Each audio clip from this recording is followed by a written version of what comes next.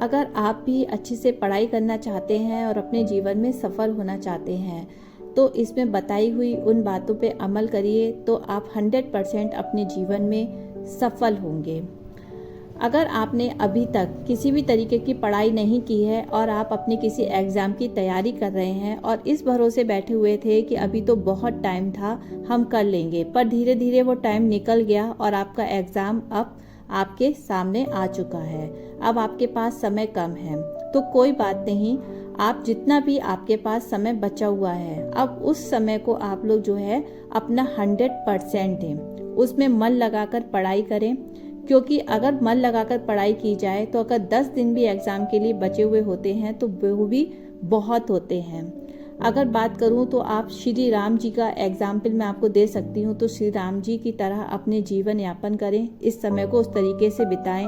जब श्री राम भगवान को 14 साल का वनवास हुआ था तब उन्होंने जो है अपने शाही आराम, अपना शाही खाना, सारी जिंदगी उनकी बिल्कुल बदल गई थी और उस जीवन यापन को उन्होंने किया था। ठीक है, तो इसी तरीके से हम भी अपनी जो है कुछ दिन के लिए अपने कंफर्ट जोन से, अपनी ज़्यादा नींद से, दूसरे लोगों की गपशप से, सोशल मीडिया से मज़े करना, इन सबको कुछ दिनों के लिए बिल्कुल बंद कर दें, इसके लिए बिल्कुल ना कह दें और अपने दिन में से जो भी आपका दिन है उनमें से 1 घंटा एक्स्ट्रा निकालें।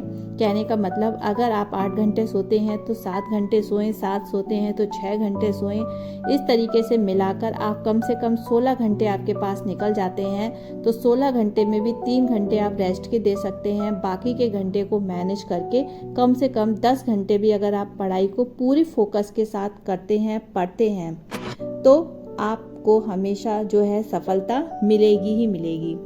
अब आप में से कई लोग कहेंगे कि अब तो टाइम ही नहीं बचा है, अब क्या करेंगे पढ़कर। तो ये सब बहाने होते हैं। तुम सोचो तो सही, टाइम ही टाइम है। जितना भी तुम्हारा स्क्रीन टाइम है उतना अगर बुक रीडिंग टाइम या फिर स्टडी टाइम हो जाए तो आप कुछ भी कर सकते हैं। मेरा मोटिवेशन आपको किक देगा, आपसे स्टार्ट करवाएगा, लेकिन सेल्फ डिसिप्लिन आपसे कंटिन्यू करवाएगा।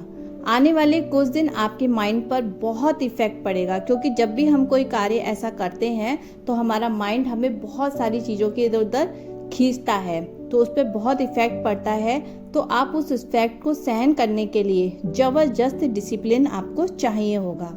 बार बार बुक बंद करने का मन करेगा, फ़ोन को चलाने का मन करेगा कुछ ना कुछ ऐसा करने का जिससे माइंड को मज़ा आए, और उस मज़े को इग्नोर करने के लिए और अपनी स्टडी को कंटिन्यू करने के लिए भी आपको ज़बरदस्त जो है सेल्फ डिसिप्लिन चाहिए होगा। तो अगर आपने ये कर लिया, सेल्फ डिसिप्लिन को लागू कर लिया और अपनी पढ़ाई पर पूरी तरीके से फोकस किया, तो आपकी ही जीत होगी। अगर वीडियो अच्छा लगा हो तो प्लीज़ सब्सक्राइब जरूर करिएगा, लाइक करिएगा, कमेंट में बताइएगा कि कैसा लगा। चलिए फिर मिलते हैं नेक्स्ट वीडियो में, तब तक के लिए बाय बाय।